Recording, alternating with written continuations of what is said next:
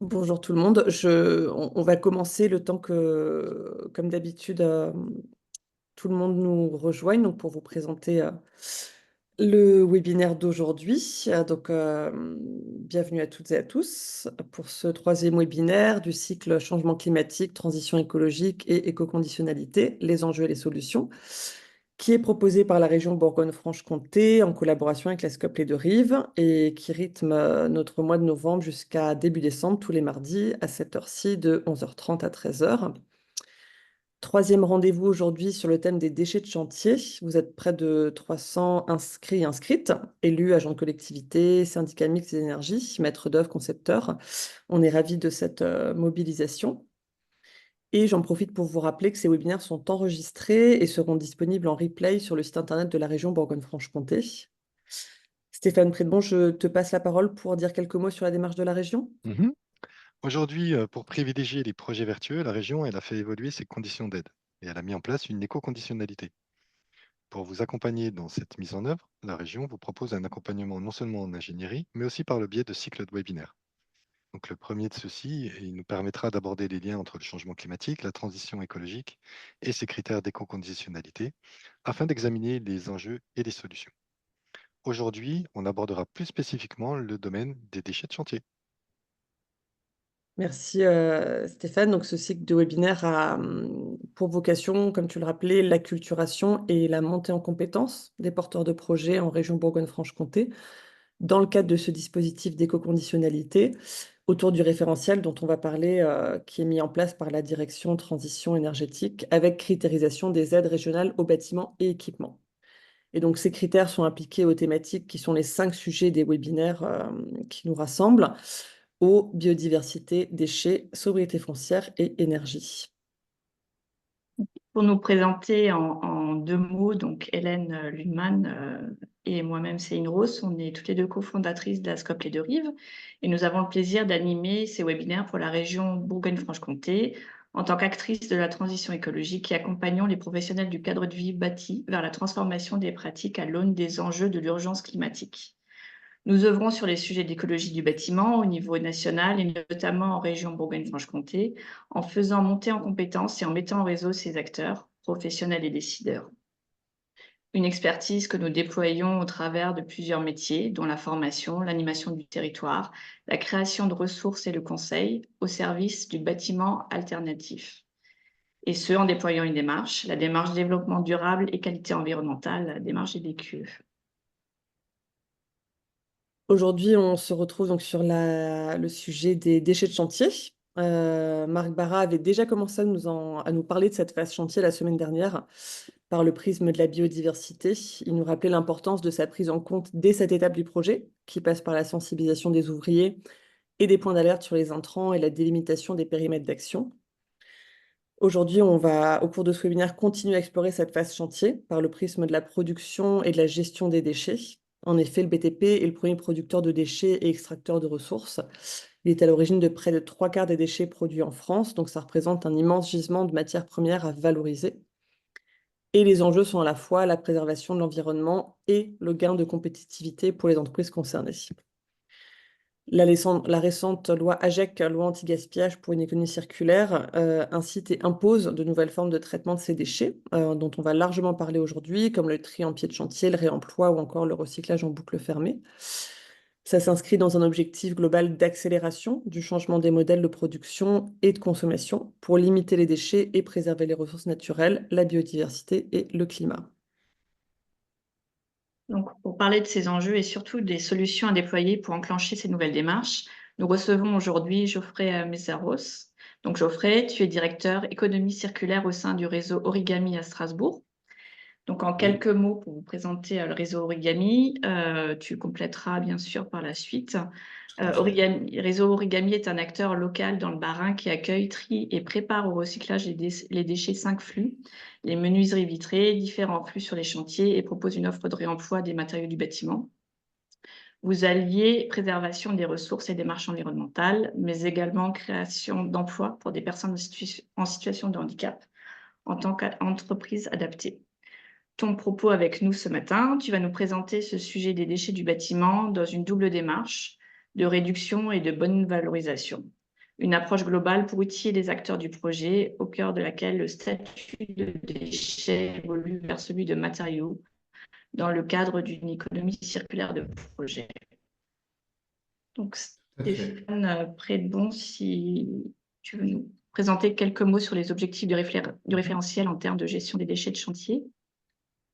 Oui, donc notre socle, c'est quoi? C'est d'arriver à quantifier les différents flux de déchets que vous allez avoir sur votre chantier. C'est la mise en œuvre à minima d'un tri 5 flux, mais c'est surtout de mettre en place un plan de gestion des déchets, qu'on peut appeler aussi SOZ ou SOGED.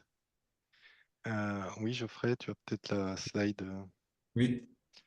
sur le référentiel. Oui, tout à fait. Et donc, c'est surtout ça, c'est que à la fois le porteur de projet, mais aussi les entreprises impliquées, dès l'amont, anticipent la mise en œuvre, la gestion de ces déchets. Et ça passe par l'établissement d'un plan de gestion des déchets. Voilà. Ensuite, dans les niveaux de bonification, eh bien, on va vous demander quoi? De mettre en place un tamis plus fin, donc avec la mise en place d'un tri flux. Et puis ensuite, d'aller vers plutôt le réemploi et l'utilisation de matériaux recyclés. Donc, chaque thématique définit un grand objectif ou des grands objectifs et surtout une trajectoire.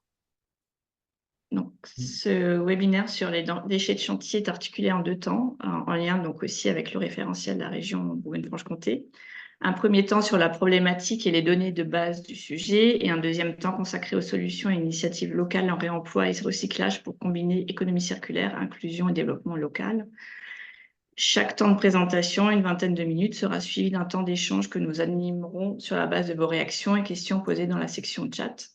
Donc, Pour aujourd'hui, on est ensemble jusqu'à 13 h avec notre intervenant expert Geoffrey Mézaros, avec qui nous avons la joie de poursuivre ce cycle de webinaire sur le sujet les déchets du bâtiment entre réduction et bonne valorisation et sa contribution aux enjeux climatiques. Et Geoffrey, je te passe la parole. Donc, bonjour à toutes et à tous. Alors, j'espère que tout le monde m'entend bien. Donc, je vais commencer une première partie déjà pour parler un petit peu en général de tout ce qui est déchets du bâtiment et les ordres de grandeur et les impacts. Donc, je commence. Je vais déjà commencer une première partie en revenant un petit peu sur la notion d'émissions de gaz à effet de serre et un petit peu voir où on en est au niveau du territoire national. On voit qu'on est sur des émissions à 430 millions de tonnes. On va parler en millions de tonnes d'équivalent CO2. Donc, c'est une donnée de 2021. Et on voit que là-dessus, il y a différentes catégories. On a les transports, l'agriculture, l'industrie, le résidentiel tertiaire, l'énergie et une petite partie les déchets, mais qui ne sont pas négligés. Et c'est souvent là où je tiens aussi à rendre un peu vigilant tout le monde, c'est que même si on est sur une petite catégorie, ça représente énormément de millions de tonnes de CO2 et de tonnes en poids, en déchets. Donc on va revenir là-dessus par rapport aux échelles de valeur en fait. Donc sur les 14 millions de tonnes d'équivalent CO2 des déchets, donc ça représente 3% du global des émissions de gaz à effet de serre. Là-dessus, je pense, il y a pas mal de choses à faire, à mettre en place, qui commencent, qui se développent, mais on est encore dans une phase de développement. Le BTP, donc on va venir sur justement les déchets globaux. Le BTP, c'est le premier pollueur en France, donc ça représente 240 millions de tonnes de déchets et c'est 70% du volume global. Donc là-dessus, nous, on va faire vraiment un focus aujourd'hui sur les déchets du bâtiment. Donc les déchets du bâtiment représentent 12%, 12% du total. Donc c'est 40 à 46 millions de tonnes. Donc c'est quand même quelque chose d'important. Donc c'est vraiment sur ce focus-là, sur ces 40-46 millions de tonnes qu'on va discuter aujourd'hui. Et là-dedans, 87% de ces 46 millions de tonnes proviennent de la démolition de la réhabilitation. Donc on est souvent sur de la production de logements neufs, et donc là, c'est que 13% des déchets. Notre plus gros sujet actuellement, là, ça va être de dire 87% des déchets du bâtiment sont générés par la démolition et la réhabilitation des bâtiments. Donc, c'est un sujet relativement important et c'est là-dessus où on va venir par la suite sur les solutions et enfin les solutions et propositions par rapport à ça pour réduire ces déchets de démolition et de réhabilitation. Voilà, je continue. Donc, près d'un tiers de ces déchets proviennent du second œuvre. Donc, je rappelle, le gros œuvre, c'est tout ce qui rassemble et qui concourt à la solidité, à la stabilité de l'édifice. Hein. Donc, le gros œuvre, hein, ce sont les fondations, les murs porteurs, les poutres, les poteaux, les planchers entre les étages. Les charpentes également parfois sont aussi considérées là-dedans. Et donc, les déchets du gros œuvre, ils représentent 2 tiers des déchets du bâtiment. Et les déchets du second œuvre, donc tout ce qui peut être, donc on l'a là-dessus, hein, on a déchets inertes, verre, faïence, carrelage sanitaire, on peut avoir des déchets non dangereux, PVC, plastique dur, plâtre, moquette. Et donc tout ça, ça va représenter 1 tiers des déchets du bâtiment. Après, on a un petit peu de déchets dangereux, mais ça, c'est négligeable.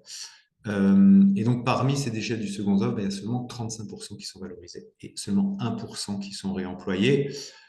Et on est exclusivement sur 2 types de déchets. On est sur les métaux. Ça, c'est quelque chose de relativement commun et d'habituel de récupérer du métal et de l'envoyer en recyclage. Donc, 90% est revalorisé, est recyclé. Et au niveau du bois, on a souvent 2 types de recyclage, qui est la valorisation matière ou la valorisation énergétique. Donc là, on a des pourcentages qui sont à peu près équivalents. Donc, sur ces 2 postes, on n'est pas trop mauvais. C'est plutôt, ça se fait plutôt bien, c'est plutôt intuitif, on va dire. Mais derrière, ça veut dire que les 75 autres pourcents ne sont pas valorisés et ça représente aussi beaucoup de tous les autres déchets, en fait. Et à l'exception donc du bois et du métaux, voilà ce que je disais, c'est que 90% des déchets du second œuvre, ils sont enfouis ou incinérés. On reviendra sur ces notions après, de l'enfouissement et de l'incinération, et voir un petit peu quels sont les avantages et les inconvénients. Dans le même temps, le BTP, alors BTP, c'est la notion globale, hein, mais nous, on va vraiment se faire mettre focus sur le bâtiment. Le BTP, il consomme 50% des ressources naturelles en France. Et vu qu'on produit, qu'on construit des choses comme ça, on va être sur une demande de matériaux de plus en plus importante. On en parle aussi sur d'autres secteurs d'activité, hein, tout ce qui est les voitures électriques, les choses comme ça. Il y a vraiment de la tension sur les matières. Et donc, au rythme actuel, on sera sur une multiplication par 3 de la demande en matériaux d'ici 2050.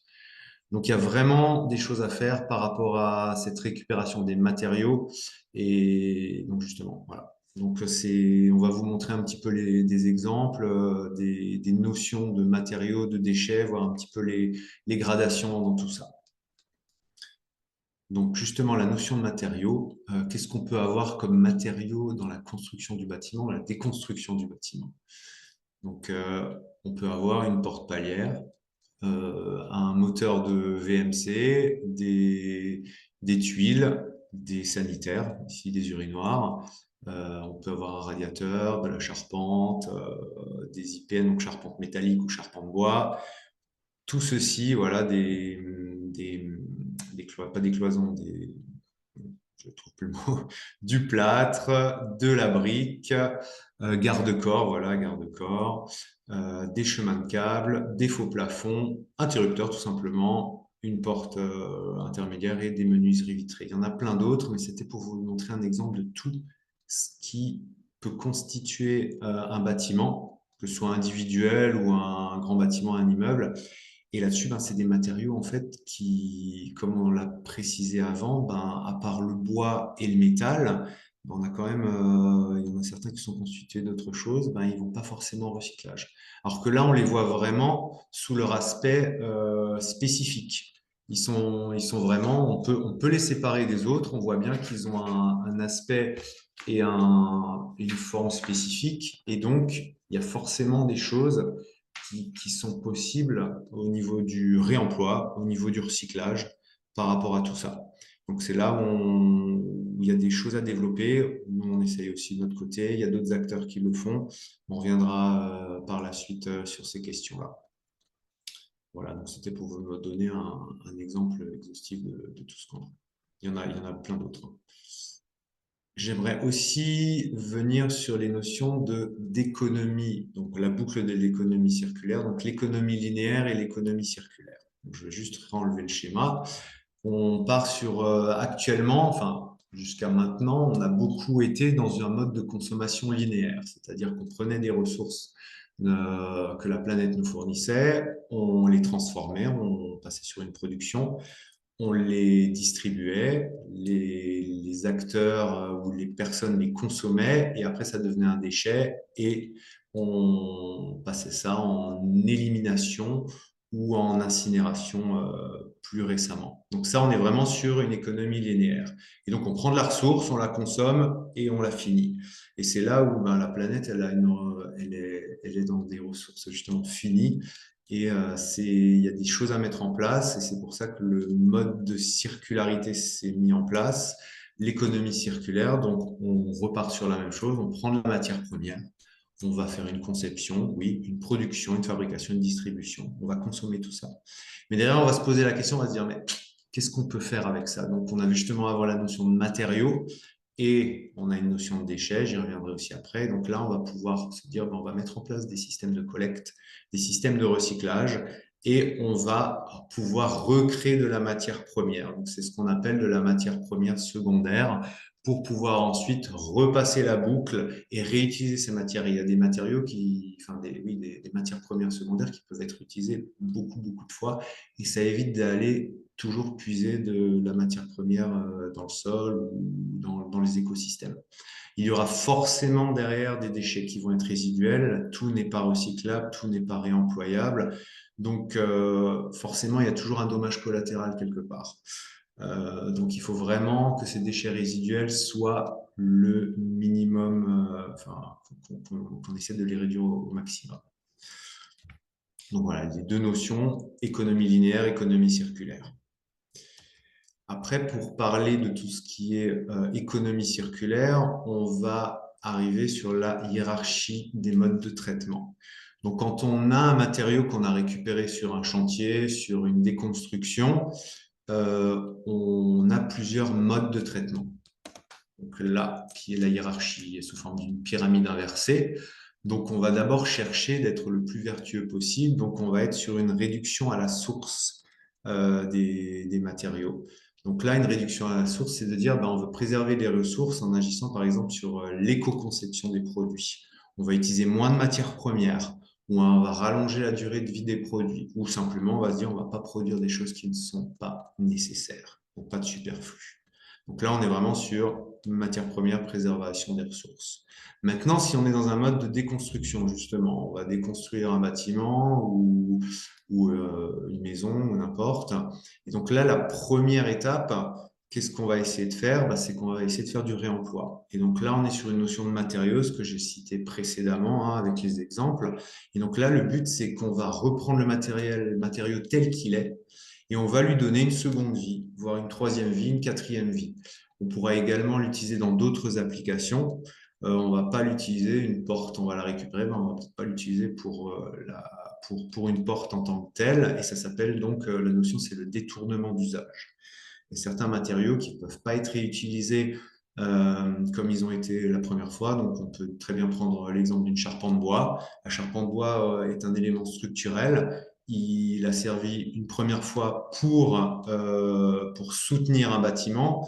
Si on le déconstruit, attention, il y a peut-être des notions de certification, de validation qui vont plus être possibles. Par contre, on va pouvoir l'utiliser sur d'autres choses, sur d'autres applications. Il y aura peut-être un minimum de transformation qui va devoir se faire. On est pareil, c'est la même chose pour les briques, qui étaient du structurel, qui vont peut-être pouvoir être utilisées pour servir en parement mural. Donc là, on est vraiment sur des réemplois. On récupère le produit, alors on le reconditionne, on peut nettoyer certains éléments, on peut pas le transformer vraiment, mais essayer de faire le minimum dessus pour pouvoir le réutiliser tel que. Et voilà, ça c'est la notion de réemploi. Donc ça c'est vraiment, là on ne réutilise pas de ressources, on utilise très peu d'énergie et donc on reprend le matériau tel que. Ensuite on a le recyclage et le compostage et là on bascule on bascule sur la notion de déchets. Je voudrais juste encore revenir sur une petite notion dans les matériaux. Il y a énormément d'applications possibles et un mode opérateur très spécifique par contre doit être mis en place. Donc on ne peut pas démolir, il faut vraiment y aller en douceur, on va dire. Voilà. Et ça demande un temps plus long et c'est parfois plus cher. On va aussi avoir des étapes donc, de reconditionnement, de stockage, un process administratif qui va être différent et du transport qui va peut-être être un petit peu plus conséquent. Donc ça, c'est des changements d'habitude. La mise en place du réemploi n'est pas forcément simple. Par contre, si on est vraiment sur une gros avantage de préservation des ressources, donc on n'est pas sur du déchet, on peut vraiment faire des applications locales là-dessus et ça va générer également, c'est des nouveaux métiers, ça va générer des emplois. Après, si on n'est pas il n'y a pas possibilité de faire du réemploi, donc là, on va justement basculer sur un mode qui s'appelle le recyclage ou le compostage. Donc ça, je pense que c'est une notion qui parle un petit peu à tout le monde. Mais là, on a basculé sur le mode de déchet. Donc, ne pas confondre un matériau qui peut être encore utilisé sur des applications et un déchet où le matériau va devoir être déconstruit. Il n'est plus utilisable en l'état pour des raisons techniques et il va devoir être transformé dans cette matière première secondaire. Donc, on reviendra sur ces notions-là dans les applications de nos activités. On va, avec les déchets, avec le recyclage de ces déchets, préserver au maximum les ressources, même si ça va demander quand même de réutiliser de l'eau ou de l'énergie pour faire cette transformation. Le but du recyclage et de sa qualité étant de réduire au maximum la quantité de déchets utiles. Après, on a un mode plus dégradé qui est la valorisation. Donc, c'est la production d'énergie avec le déchet, électricité ou chaleur. Donc, on prend le déchet et puis on va le brûler, tout simplement. On va le brûler, on va générer énergie ou électricité par sa décomposition. Alors, c'est un petit peu, quand on parle de recyclage, quand on vient sur de la valorisation, c'est un petit peu, je dirais, une solution de facilité. Il faut bien se méfier de ça. C'est de dire, ben voilà, on fait de la valorisation, c'est très bien, mais ça pourrait être nécessaire pour certaines notions où on ne peut pas faire de recyclage proprement dit, mais ça ne doit pas être la solution numéro 1. On doit vraiment respecter cette hiérarchie de mode des traitements parce que la valorisation permet en effet de récupérer de l'énergie, mais va quand même générer des déchets ultimes. Et donc, si on peut s'éviter au maximum tout ça, et ça ne permet pas de préserver également beaucoup de ressources. Et après, il y a la solution finale qui est l'élimination. On est bien obligé parfois. C'est une incinération sans valorisation énergétique ou un enfouissement. Donc là, on est vraiment sur de la perte totale de la matière au départ. Et c'est à éviter. C'est des notions qu'il faudrait même oublier typiquement. Mais bon, on en a besoin aussi. Mais c'est vraiment quand on n'a pas d'autre solution par rapport à tout ce qui a été évoqué au-dessus. Pour booster ce recyclage, ce réemploi dans les matériaux du bâtiment, il y a des éco-organismes et une REP, donc une responsabilité élargie des producteurs, qui a été mis en place. C'est comme votre éco-contribution quand vous achetez un lave-linge, vous payez une éco-contribution au prix d'achat. Et c'est la même chose. Un particulier qui va acheter une fenêtre, il va avoir dans sa facture une éco-contribution. Elle va lui être répercutée. C'est l'artisan qui va pouvoir la répercuter. Et ce montant-là va permettre de financer le recyclage ou le réemploi des matériaux ou des déchets qui vont résulter de la déconstruction. Donc, ça a été mis en place. Donc, c'est responsabilité élargie du producteur au niveau du bâtiment a été mis en place par la loi AGEC, donc la fameuse loi anti-gaspillage pour une économie circulaire du 10 février 2020 et ça définit le principe de séparation des différents déchets qui vont permettre le recyclage optimal.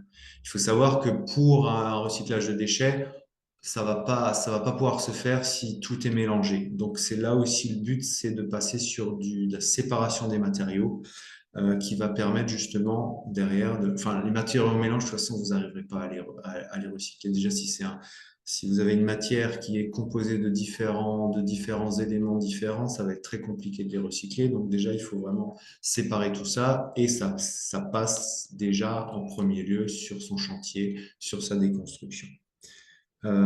Et donc tout ça, c'est possible avec l'émergence de nouveaux process de tri, développement de nouveaux acteurs, et donc on va arriver sur de nouvelles pratiques.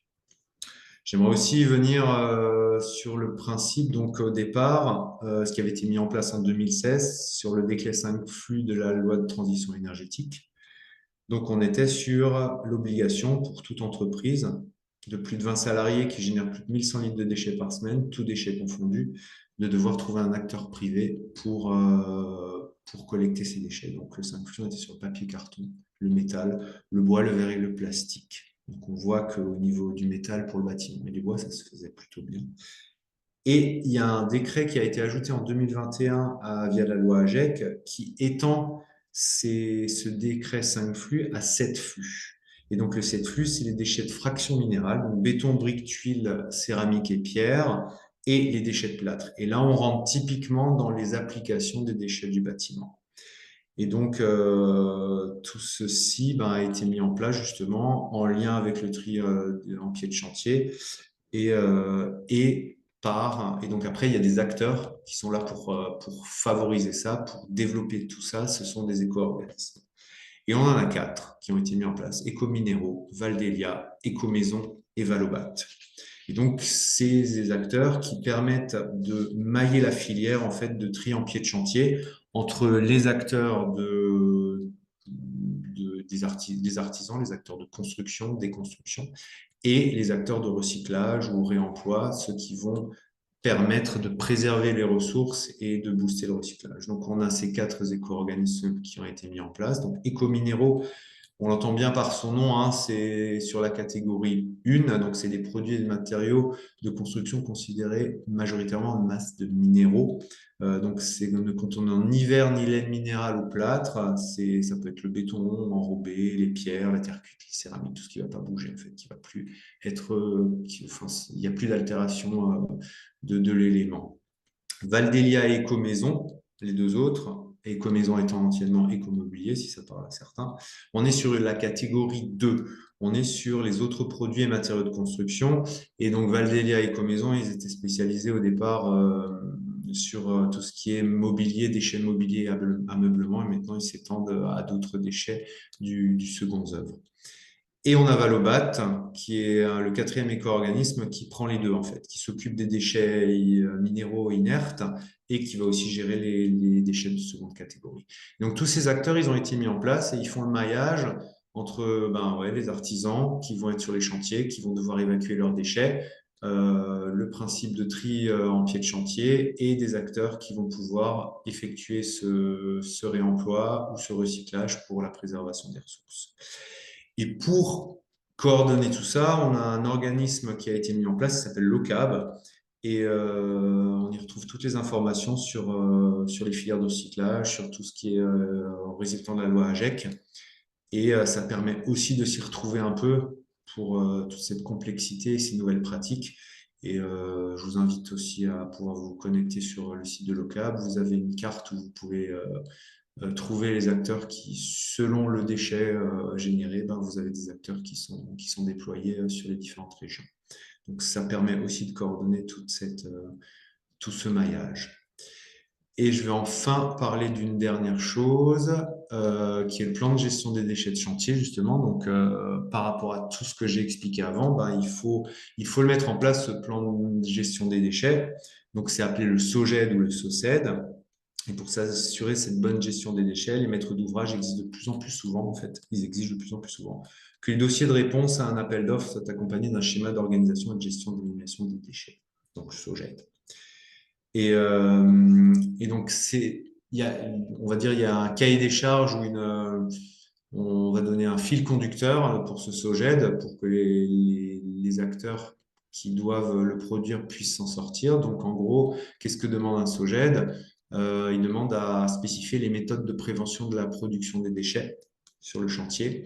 Il demande que les méthodes, donc des méthodes de non-mélange des déchets sur le chantier et donc que le tri soit effectué. Donc, c'est ce qu'on disait avant. Pour une meilleure recyclabilité, il faut vraiment que les matériaux soient bien séparés.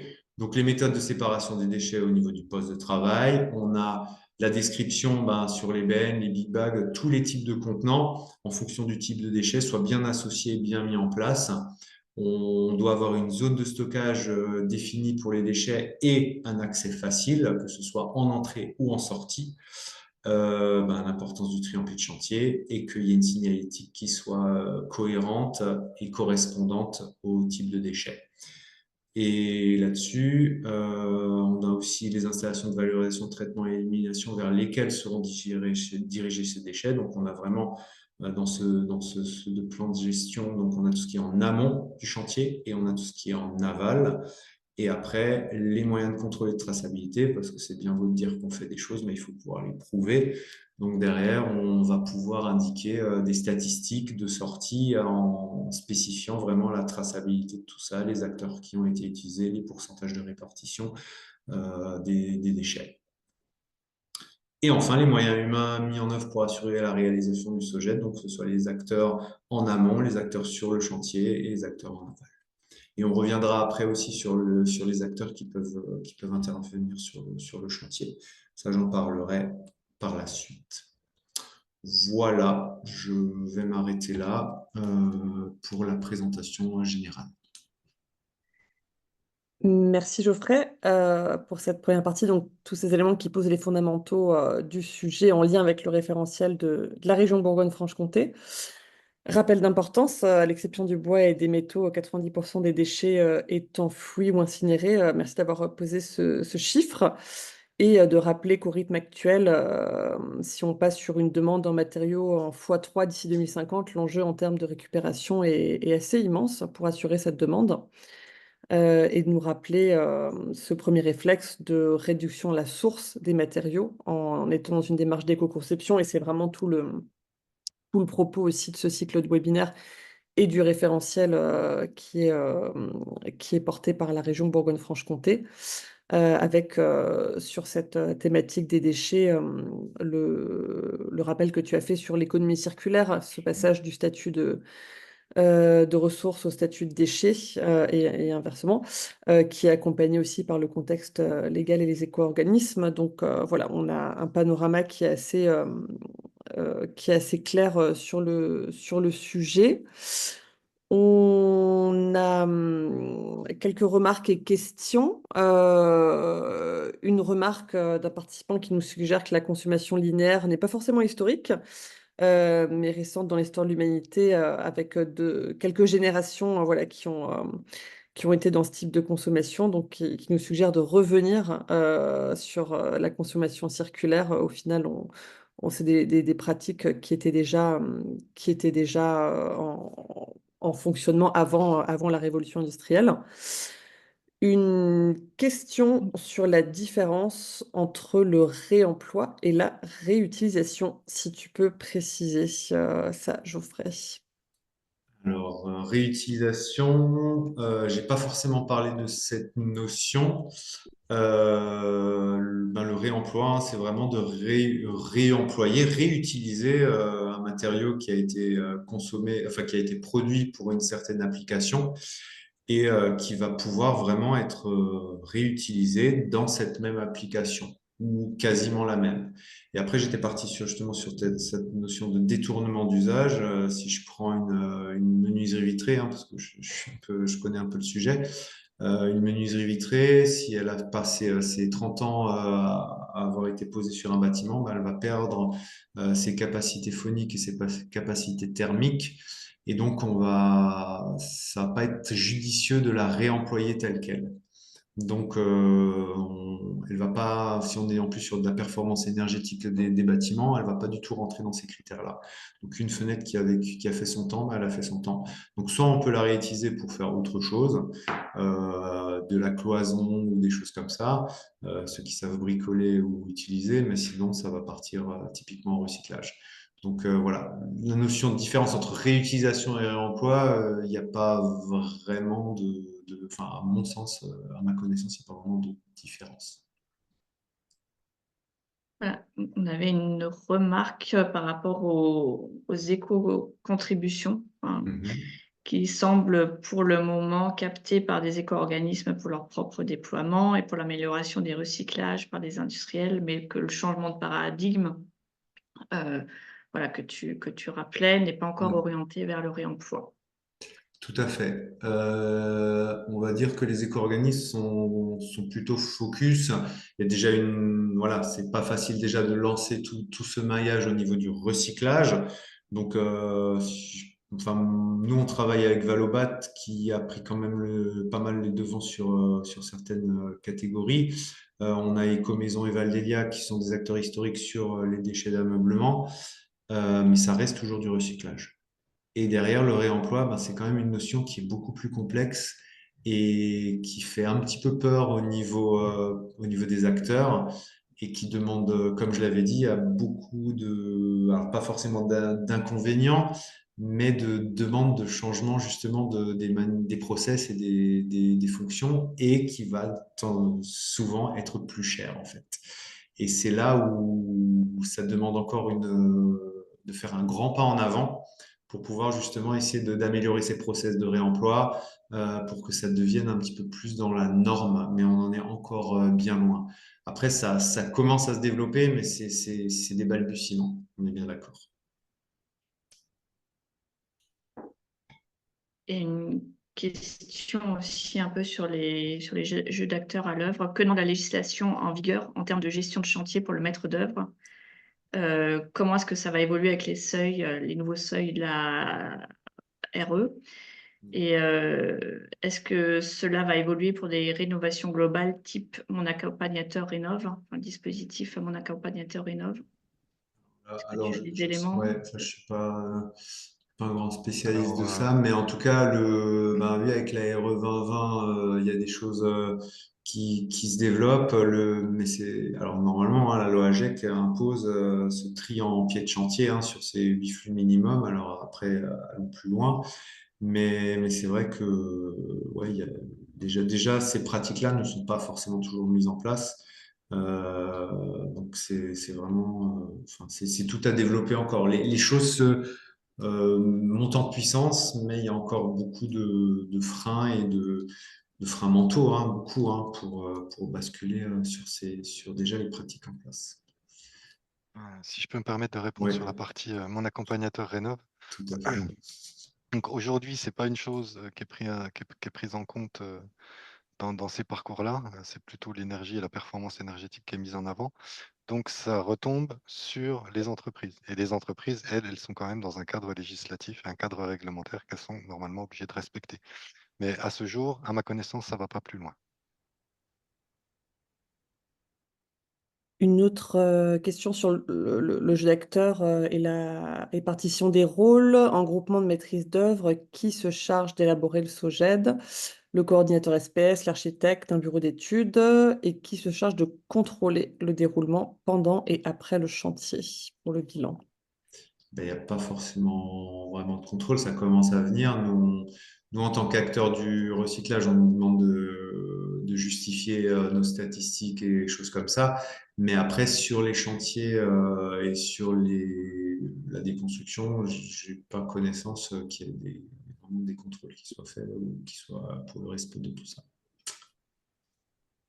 Si quelqu'un, enfin, voilà. C'est pas, je suis plutôt en bout de chaîne, on va dire. Et on a fait une remarque sur les fenêtres. Oui. Donc l'exemple des fenêtres est sensible car justement les bâtis en bon état peuvent souvent être équipés de double vitrage.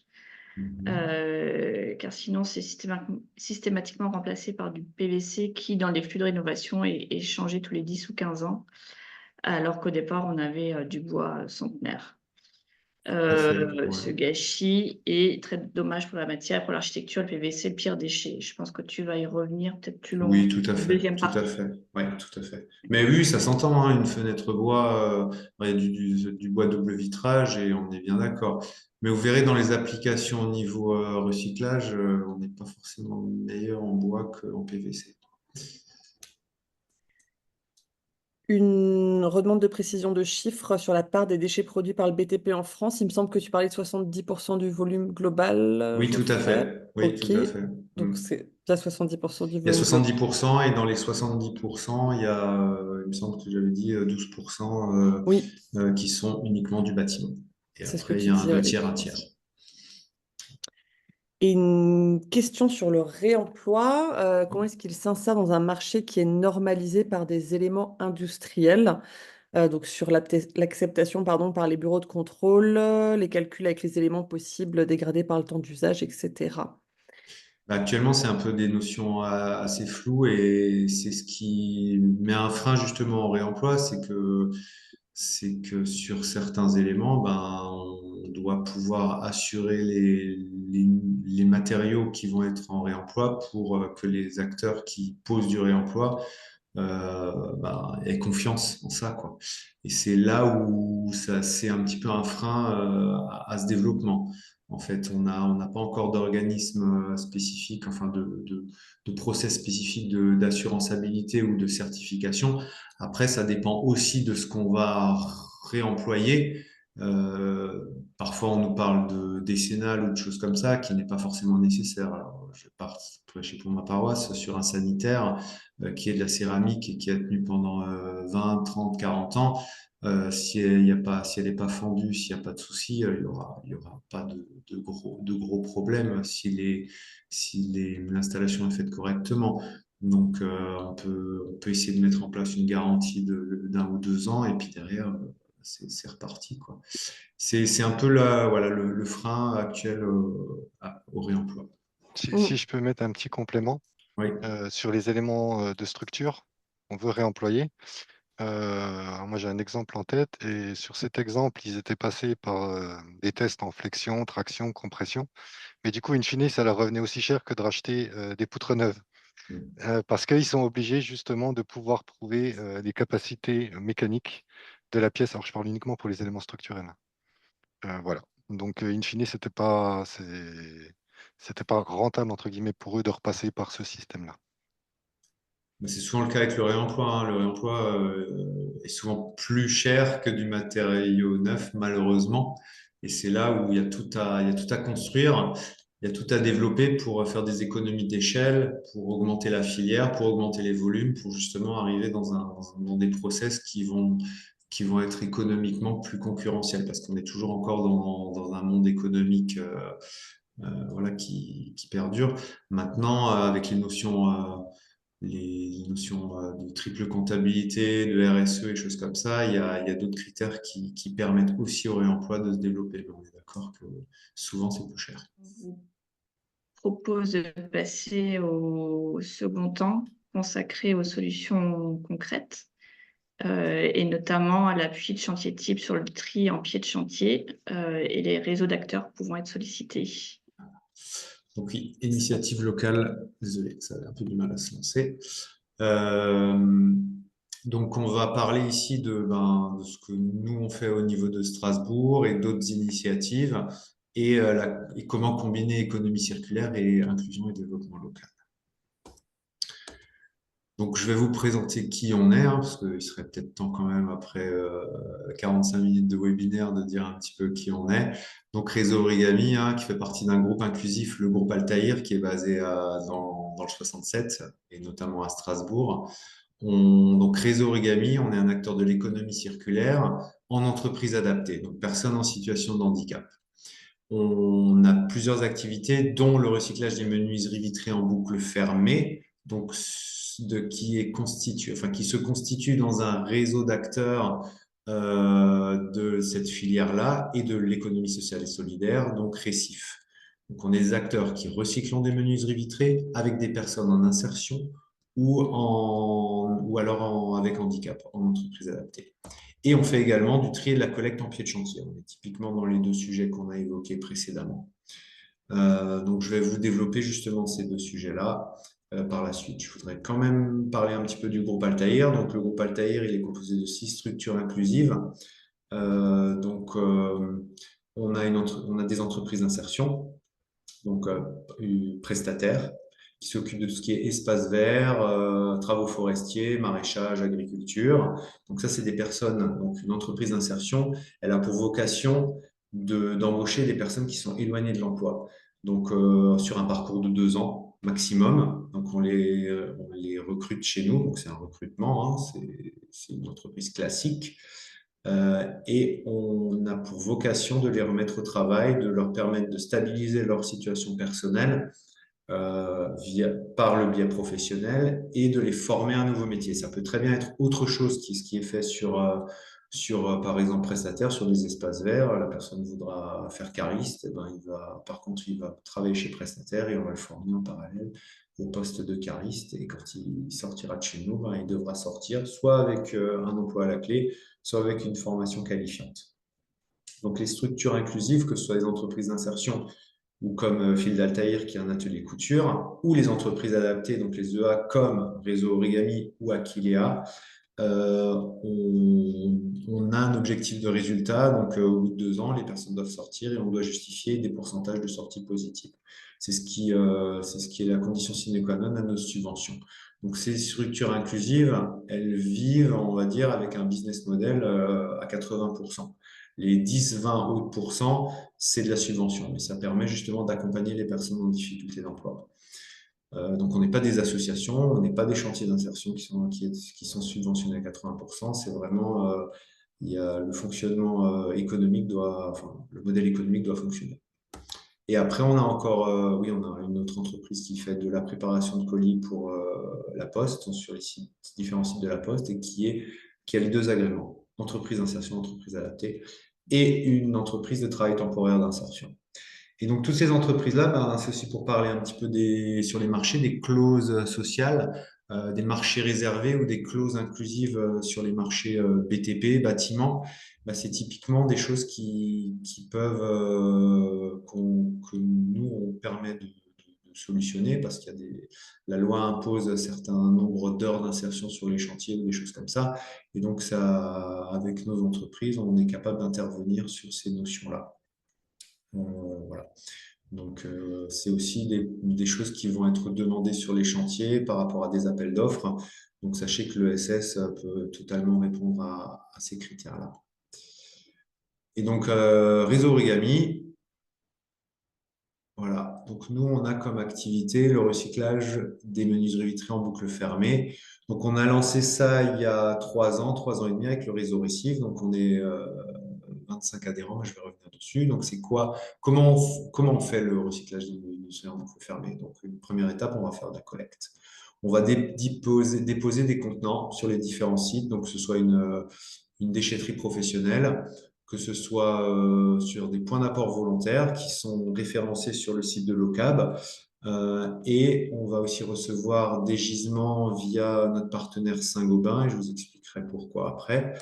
Et on va poser des bennes sur des chantiers de déconstruction. Et là-dessus, ben, on va demander aux acteurs de nous remettre les menuiseries vitrées, donc les ouvrants vitrés, intacts. Nous, on a besoin de ça parce qu'on a des critères de recyclabilité qui sont importants. Voilà, donc une benne. Et donc, nous, elles vont arriver chez nous, on va les vider, on va les emmener, on va les emmener sur l'étape numéro 2, qui sera la déconstruction, le démantèlement.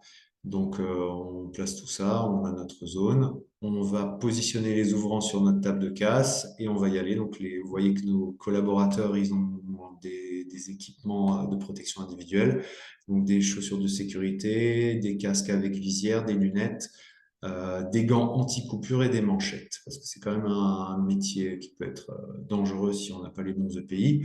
Et donc derrière, ben, on va y aller au marteau, on va casser le verre, mais on va le casser proprement. On va devoir récupérer un verre de qualité impeccable, qui est le calcin, donc ça devient du calcin choix 1, qui va tomber dans des caisses palettes. Et voilà, donc je vous avais une petite vidéo. Donc on casse le verre et après on découpe les montants. Et tout ça, ça nous permet de récupérer les différentes fractions.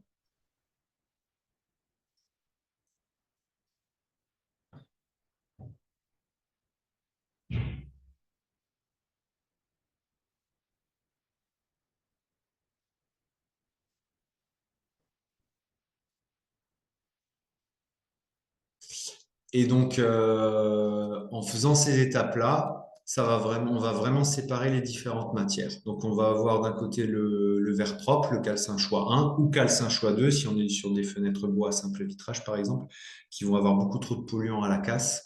Mais si on est sur de la fenêtre PVC double vitrage, du bois double vitrage, de l'aluminium double vitrage, on va pouvoir récupérer un verre de très bonne qualité qui va être du calcin. On va pouvoir découper nos montants par la suite. Donc, vous voyez par terre, il y a du joint et des choses comme ça. Donc, ça va pas être recyclable en l'état.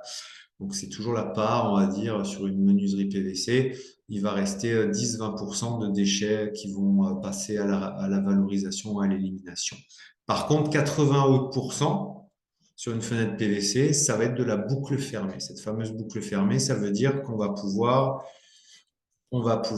récupérer de la matière première secondaire, donc le calcin choix 1 et les différentes fractions. Donc on voit du bois. Alors j'ai pas de PVC en exemple. Et puis la première caisse que vous voyez devant, bah, ça c'est le joint qui va rester autour du cadre et la dentelle de verre qui va passer par contre en valorisation énergétique. Et le calcin que vous voyez devant sur la deuxième photo, c'est du calcin de choix 2, donc avec des polluants, qui va arriver sur une ligne de tri et qui va permettre quand même de récupérer au final du calcin choix 1. Ce calcin choix 1, en fait, et là on a du PVC par contre, voilà. On récupère le PVC. Donc le calcin va aller chez Saint-Gobain, notre partenaire, qui va récupérer ça et qui va le repasser dans son four et qui va refaire du verre plat de fenêtre. Donc c'est recyclable à l'infini.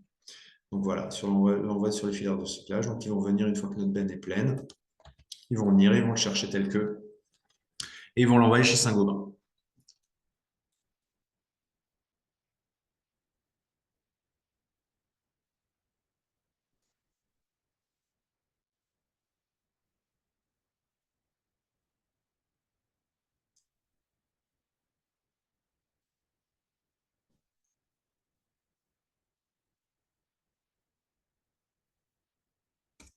Et le PVC, il va, comme vous avez pu voir sur la slide précédente, il va partir en benne, il va être massifié, il va partir chez VK 3 dans le département 10 et dans l'Aube, et qui va pouvoir être broyé. Donc, toutes les fractions métal vont être séparées, le reste de joint va être enlevé. Après, il va nous rester du PVC qui va être rebroyé en pastilles, recertifié en bille plastique et qui va refaire du PVC de fenêtre pour l'application VK. Donc, ça peut être d'un PVC qui provient d'autres fabricants, mais en fait, et puis ça va pouvoir se recycler, on va dire, environ 6 fois. Voilà. Le bois, par contre, le bois de fenêtre étant un bois traité, un bois qui n'est pas forcément de bonne qualité, il va être rebroyé et il va servir pour de l'application en panneau ou en valorisation énergétique. Donc là, on n'est pas sur de la boucle fermée en fait sur les fenêtres bois. Malheureusement c'est ça. Alors on est en train de chercher de nouvelles applications, mais en tout cas, on est capable pour une fenêtre PVC de la recycler à 80% et ça redeviendra une nouvelle fenêtre. Donc là, ça nécessite vraiment ce fameux tri en pied de chantier, cette fameuse séparation des différents éléments de déconstruction du chantier. Sans ça, on n'est pas capable ensuite de pouvoir faire ce process de recyclage optimal. Et donc, pour les menuiseries vitrées, on a un réseau national qui s'appelle le réseau Recif, qui a été lancé par la Fédération des entreprises d'insertion et en application aussi avec les entreprises adaptées. Et on est une 25-30 d'adhérents. Donc, on peut voir Réseau Origami, on est sur l'Est, mais il y a plein d'autres acteurs, et notamment en Bourgogne-Franche-Comté, Groupe Demain, et puis on a dans les Alpes, Trivalet. Voilà, il y a pas mal d'acteurs qui se développent. On a des nouveaux adhérents. Et c'est vraiment de créer un maillage territorial pour développer la boucle fermée au maximum sur les chantiers. Et là, moi, je parlais de tonnage, hein, avec ces millions de tonnes de déchets. Et là, actuellement, le réseau qui est en place aussi avec Saint-Gobain Glass Recycling, pour l'instant, on a pu recycler, nous, au niveau du réseau Récif, plus de 3000, 4000 tonnes de menuiserie vitrée, ce qui semble énorme, mais ce qui en fait n'est rien du tout. Nous, Réseau Origami, on va arriver à 300 tonnes cette année, on vise les 600-700 tonnes l'année prochaine, mais ça représente rien en fait de tout ce qui est déconstruit et par rapport au potentiel global qu'on peut avoir sur chaque région. Donc il y a vraiment une montée à l'échelle qui doit se faire à ce niveau-là. Voilà. Et vous pouvez nous retrouver les points de collecte qui nous permettent de récupérer ces menuiseries sur le site de Locap ou d'autres sites. Après, je vais vous parler du tri en pied de chantier. Donc, on a aussi une application avec certains partenaires, c'est de mettre en place des mini-déchetteries sur les chantiers. Donc, des bennes avec les différentes séparations des fractions, des contenants, des bacs ou des choses comme ça, suivant les volumes des déchets. Et c'est là, en fait, où on va pouvoir générer, respecter ce fameux SOGED et ces choses-là. Et donc, on parlait des différents critères du SOGED. C'est la mise en place des contenants, c'est les signalétiques des contenants, c'est expliquer aux artisans où déposer les déchets. Et pour cela, donc, pardon, les contenants. Et on a mis en place un ambassadeur du tri, un agent de tri sur le site qui, lui, va orienter les artisans et qui va gérer cette mini-déchetterie pour le bon respect de la séparation des matières. Donc, on voit que la benne de gauche, c'est une benne un peu tout venant. On aura toujours, en fait, du déchet non recyclable. Mais après, tous les autres contenants, il n'y a pas tout, parce que ça dépend aussi de l'utilisation et du moment de la déconstruction du chantier. Donc, sur cette photo-là, on avait un peu de gravat et du bois, et puis du carton et des choses comme ça. Mais il peut y avoir d'autres applications et d'autres contenants qui peuvent venir au fur et à mesure de la vie d'un chantier. Voilà, c'est ce qu'on développe également de notre côté parce qu'on pense qu'il y a matière à faire. Et enfin, on a une dernière application. Voilà. On parlait de recyclage, on parlait de réemploi des matériaux. Donc, nous, on a lancé une plateforme de réemploi qui s'appelle B2R, Bâtiment Réemploi Recyclage, qui est en fait un guichet unique pour les acteurs du bâtiment et qui leur permet d'avoir un point unique d'entrée qui va gérer tous leurs matériaux, leur proposer des solutions en matériaux et en déchets. Et c'est de dire qu'on a différentes phases du diagnostic du chantier. On va pouvoir, après le diagnostic des ressources et des déchets, des matériaux, proposer des solutions par type de matériaux. Et donc, on va pouvoir proposer un système de curage avec des acteurs du réseau qui vont pouvoir venir et faire un curage, comme on dit, préservant, de la dépose préservante, pour pouvoir permettre le réemploi de certains matériaux ou le recyclage. Donc voilà, on va proposer des solutions de réemploi, on va proposer des solutions de recyclage à notre niveau, on va proposer aussi des solutions de stockage parce qu'on peut très bien se dire que certains matériaux vont vouloir être réutilisés sur le même chantier et donc on va devoir les stocker préalablement ou entre la déconstruction et la reconstruction où on va pouvoir dire on va se sourcer sur un chantier A, on va stocker et on va pouvoir relivrer sur un chantier B.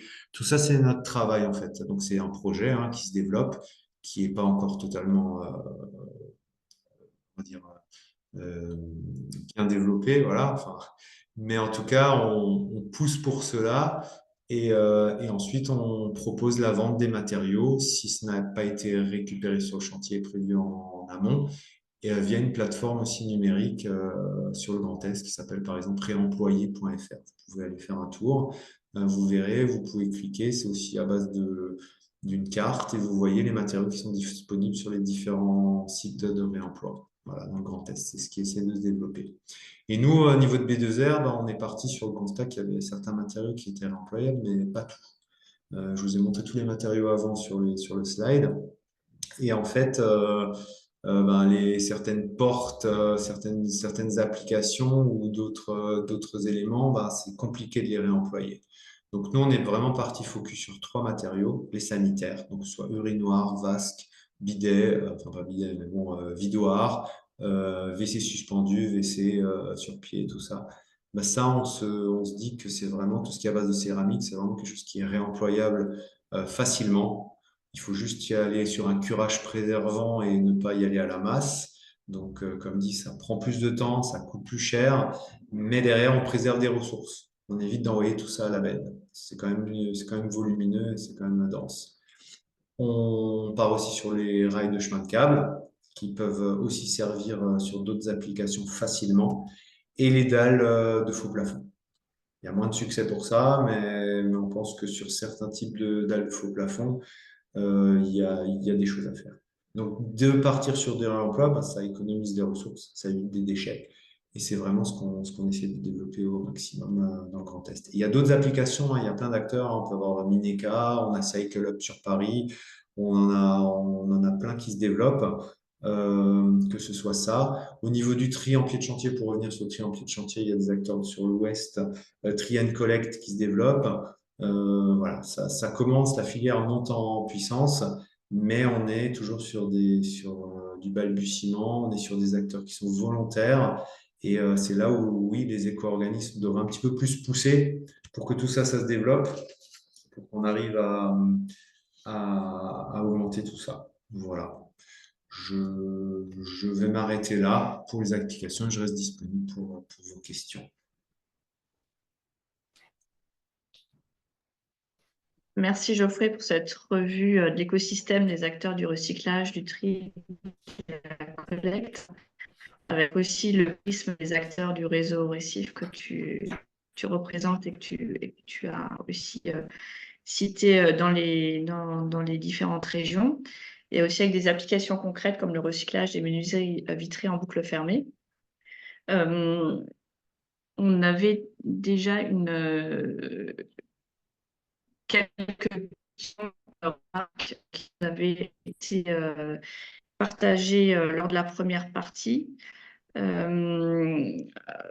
notamment au sujet du réemploi.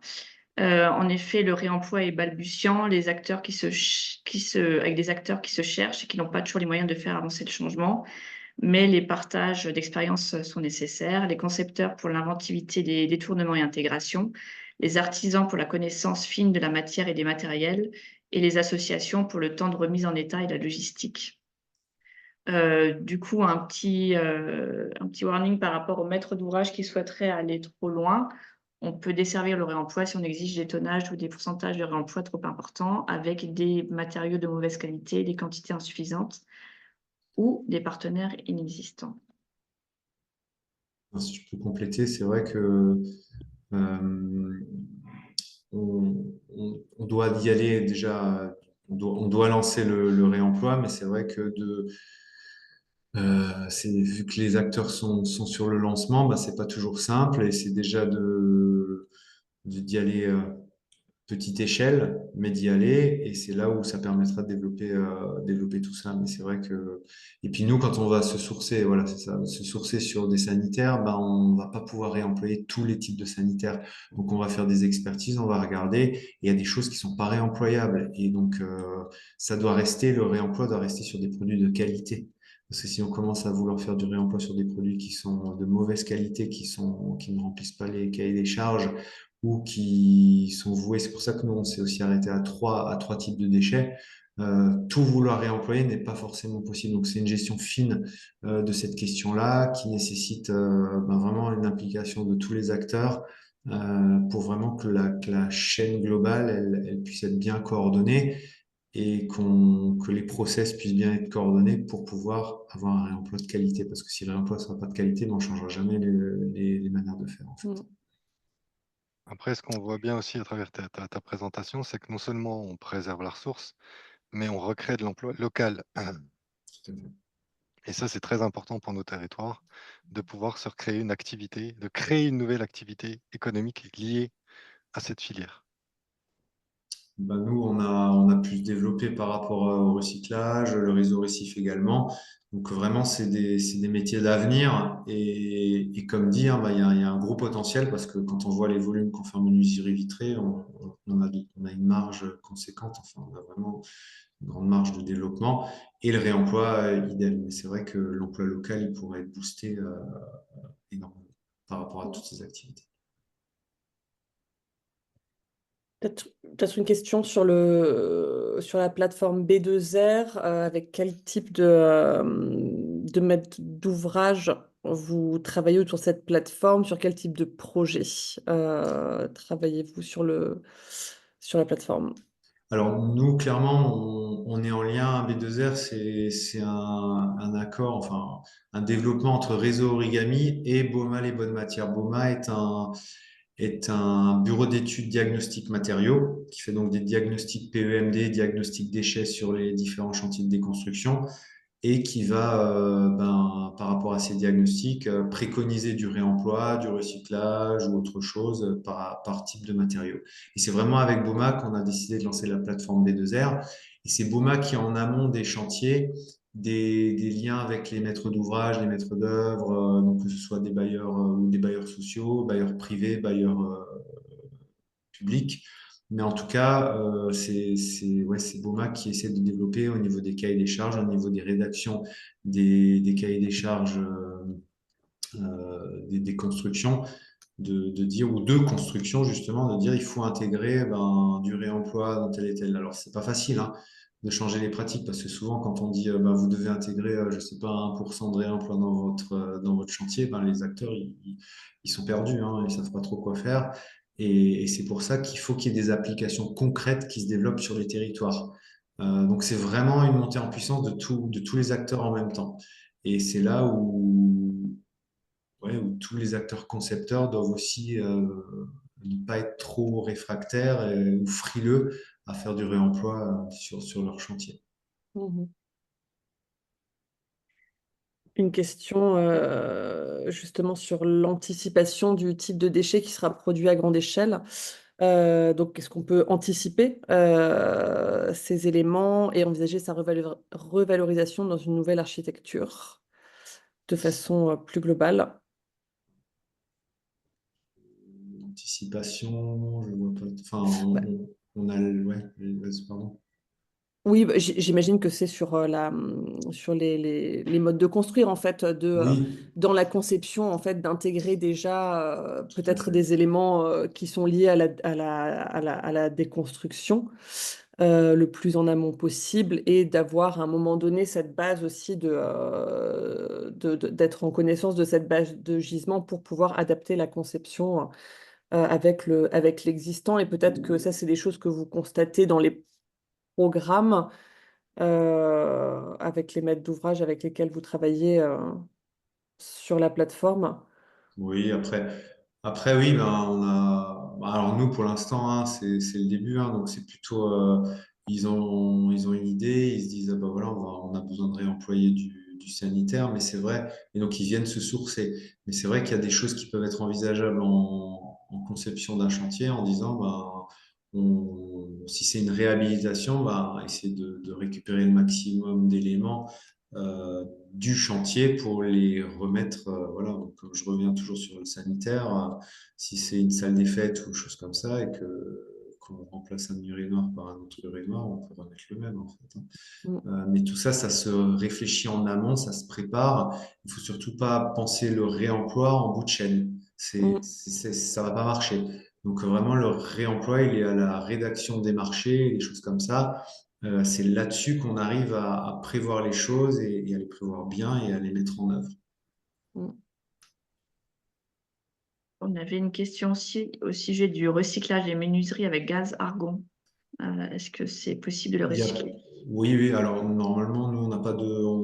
On avait cette question-là, gaz argon. Alors, il y a pas de. Il y avait une question là-dessus, mais c'est normalement actuellement dans les menuiseries qu'on recycle, il y a pas de souci par rapport à ça. On a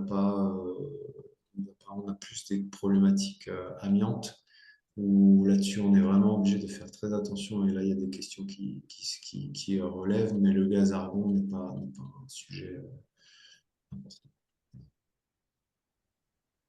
Et pour rebondir à ce qu'on disait tout à l'heure par rapport à la valorisation et les phases des constructions, on a une remarque, une architecte qui nous dit il faut surtout exclure les matériaux pas nobles et les matériels jetables, puis exclure les collages dès qu'on peut pour la séparabilité, au moins pour le recyclage. Donc aussi sur les modes de pose et d'assemblage.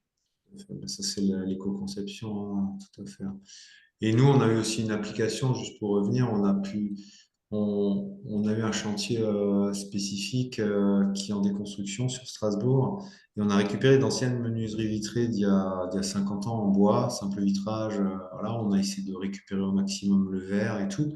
Et on a eu une demande des architectes qui nous ont demandé de déferrailler tous ces éléments, de ne laisser plus aucun élément en ferraille, donc juste de récupérer les tasseaux, les morceaux, les lames de bois, pour ensuite pouvoir les stocker sur le chantier, qui vont être intégrés sur un prochain appel d'offres via des menuisiers qui vont pouvoir faire du mobilier en lamellé collé, ça me fait penser à ça, pour être réintégrés sur le chantier. Donc là, on est vraiment sur une application de recyclage assez poussée et qui permettra, bah, après, les panneaux pourront toujours être récupérés dans 50 ans pour avoir une autre application. Mais là, on a vraiment poussé le recyclage très loin. C'est une toute petite une demande de précision sur l'argon étant un gaz à effet de serre. Quand on le casse, on le libère. Est-ce que ça peut poser souci ou a pu poser souci dans le processus? Alors, bah, de toute façon, alors nous, on n'a pas, c'est pas un sujet qu'on a vraiment évoqué. Alors, ça libère des gaz à effet de serre, mais de toute façon, quand on va être sur de l'incinération ou d'autres choses, on va libérer aussi ces gaz à effet de serre. Voilà. Donc, nous, on n'a pas de solution par rapport à ça actuellement.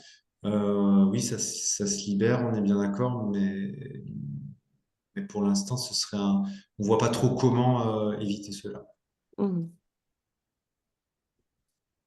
Et quelques remarques sur la place de l'humain et du social dans ce process, sur le fait que les métiers doivent se compléter, qu'il y a déjà des compétences très fortes qui sont requises pour la conception et l'analyse, pour la connaissance de la matière, que l'insertion est un métier à part et qui n'a peut-être pas la vocation à répondre à tout, et qu'il faut aussi des emplois fixes pour permettre une structuration économique.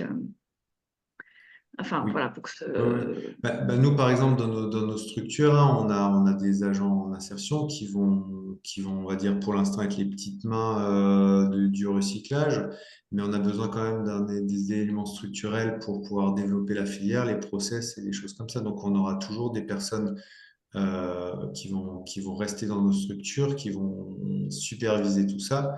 Et après, nous, c'est vraiment notre vocation, c'est vraiment que ce soit un passage pour pouvoir contribuer à l'économie circulaire, mais que les personnes ne fassent pas ça toute leur vie. Casser de la fenêtre pendant 2 ans, c'est pas la même chose que casser de la fenêtre pendant 10 ans ou 20 ans. Donc, on pense que ces métiers-là peuvent être un bon tremplin justement pour permettre à des personnes de développer leurs compétences, de se remettre enfin, qui ont eu des difficultés d'emploi et se former à d'autres métiers et de partir. Et nous, on est content quand les personnes partent avec un autre métier à la clé. Mais c'est vrai que structurellement, il faut qu'il y ait quand même un maillage qui soit fort, avec des process qui soient bien posés. Mais après, on peut avoir du turnover au niveau de la réalisation, il n'y a pas de souci. Enfin, je le vois comme ça, hein. C'est comme ça que je réponds à la question. Je ne sais pas si je t'ai pas compté ou pas. Et la question aussi du coût du travail dans les aspects économiques d'un projet. Est-ce que c'est possible de réduire ces coûts? Et comment le gérer lors de la conception et la programmation de la vie de l'objet? Vaste question. Vaste question. Alors, moi, étant en bout de chaîne, oui, sur la conception du projet, du produit, ouais. Non, je ne saurais pas trop quoi répondre par rapport à ça. Désolé. Sur, sur la demande que vous avez, une question sur arrivez-vous à répondre aux demandes avec le réemploi? Donc, par exemple, avec les sanitaires ou dalles de faux plafond, arrivez-vous à fournir en quantité suffisante ou est-ce en complément dans le projet? Et quid de l'acceptation par le maître d'ouvrage de Alors, la mixité des équipements? tout à fait. Pour l'instant, hein, on va pas se cacher, on essaie de développer, mais il n'y a pas trop de demandes. À part les sanitaires, ça commence, mais comme dit, on est vraiment au balbutiement. Les gens sont très réfractaires à remettre du réemploi. C'est des questions d'assuranceabilité. Alors c'est vrai qu'on est un peu en retard, je pense, dans le Grand Est par rapport à d'autres applications. Mais nous, c'est vraiment le but d'ici l'année prochaine, c'est de développer cette filière-là pour faire un équilibre, parce que c'est ça qui nous manque, hein, c'est l'équilibre entre l'offre et la demande. Hein. C'est qu'à un moment, on n'a pas beaucoup de demandes parce qu'on nous dit, ah, mais là, il faudrait que vous ayez du stock. Et puis nous, derrière, ce pouvoir en stock, ça veut dire de forts coûts, de fortes charges. Donc, il faut aussi qu'on limite ça. Donc, c'est vraiment de construire avec les acteurs des projets où on dit, ben voilà, et en plus, le bâtiment, c'est du temps long. quand on est au niveau de la rédaction des marchés jusqu'à la finalisation d'une reconstruction, déconstruction, bah, on a beaucoup de temps qui passe. Donc tout ça pourrait être fait main dans la main en se disant, bah voilà, sur un élément comme ça, on voudrait mettre tant et tant de sanitaires de réemploi. Et nous, ça nous laisse le temps d'aller nous sourcer en fait. Mais actuellement, on n'a pas les reins suffisamment solides pour pouvoir se permettre de supporter ces coûts. Et donc, c'est là où l'offre et la demande doivent travailler ensemble. Et c'est pour là on doit créer vraiment un développement de réseau commun. Oui, et puis a Et priori, oui, pour compléter, ça se structure a priori aussi au niveau territorial avec les catalogues de matériaux de réemploi, les sites Tout à internet dont fait. tu parlais qui Oui, référencent aussi toute cette matière et qui peut permettre aussi d'avoir ce turnover qui est assez important pour que ce soit acceptable au niveau des temps de stockage aussi, ou alors même auprès de certains gros maîtres d'ouvrage d'avoir aussi cette démarche qui s'organise entre les chantiers et avec un stockage du coup aussi côté maîtrise d'ouvrage. tout à fait.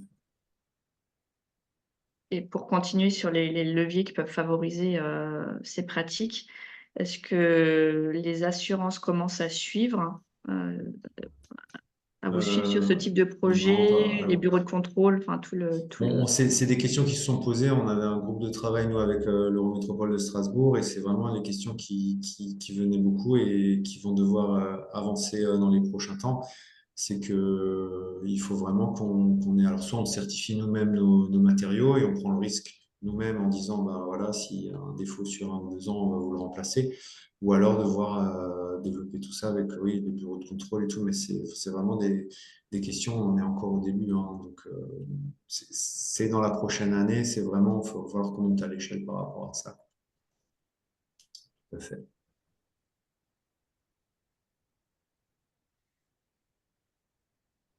Très bien. Je crois qu'il n'y a plus de questions ou de remarques dans la partie de chat. Donc, on vous remercie toutes et tous pour votre participation active à ce 3e webinaire du cycle Changement climatique, transition écologique et éco-conditionnalité, les enjeux et les solutions, proposé par la région Bourgogne-Franche-Comté en collaboration avec la SCOP Les Deux Rives. Merci Geoffrey de nous avoir partagé ton expertise et ses retours d'expérience. Merci. Donc, avec des grandes échelles de valeur aussi en tête, 70% des déchets produits par le BTP en France. On se rend compte bien sûr que le gisement est énorme, d'autant pour assurer une demande de matériaux qui va tripler d'ici 2050. Les leviers réglementaires et le jeu d'acteurs se structurent, les initiatives locales sur les territoires se multiplient et le partage de retours d'expérience et d'expertise, comme cela a été le cas aujourd'hui, nous font penser qu'on va quand même dans la bonne direction. Et avec notamment l'exemple que tu présentais de recyclage en boucle fermée en chantier. Et aussi avec une vocation sociale qui allie enjeux environnementaux et enjeux sociétaux. Et pour poursuivre ce cycle de webinaires, vous avez les dates qui s'affichent à l'écran. On se retrouve la semaine prochaine. Ce sera sur le sujet de la sobriété foncière, mardi 26 novembre à la même heure, de 11h30 à 13h. Nous l'animerons avec l'expertise de Christian Charignon, architecte urbaniste, gérant de Techné, cofondateur de l'agence Lieu Fauve. Et les inscriptions sont toujours ouvertes via le lien fourni par la région Bourgogne-Franche-Comté que nous allons vous partager dans le chat. Stéphane, si tu souhaites dire quelques mots sur les ressources en ligne, sur le site internet de la région et les replays à venir suite à ce cycle de webinaire.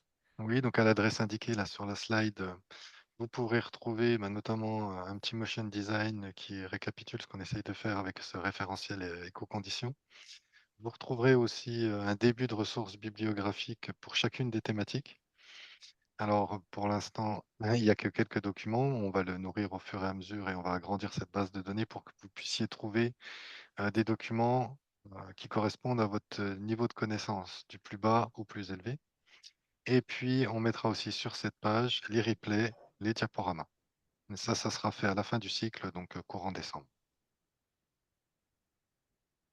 Et voilà, et merci à tous Et d'avoir merci participé à ce webinaire. Merci à toutes et à tous. Merci pour la richesse des échanges aussi dans le chat. Et on On se essaye retrouve. on essaye de transcrire de façon le plus fidèle possible aussi. Et bonne journée, bon appétit. Bon Et à la appétit, semaine Bon à la prochaine. semaine Et à la prochaine. semaine Merci. prochaine. Merci, merci Geoffrey et merci à Merci toutes et à à tous. vous. Bonne journée, au revoir. Bonne Au journée. revoir. À bientôt.